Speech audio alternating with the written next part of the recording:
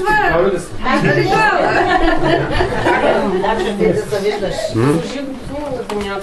Не го пускай да ходи, а просто дръж, аз ти кажа.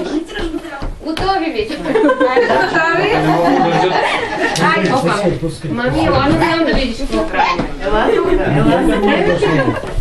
Опа! Хайде ходи натам. Ела насам, виж. Ела, Мишо. А я освен питката нещо друго ще ти харесаш ли?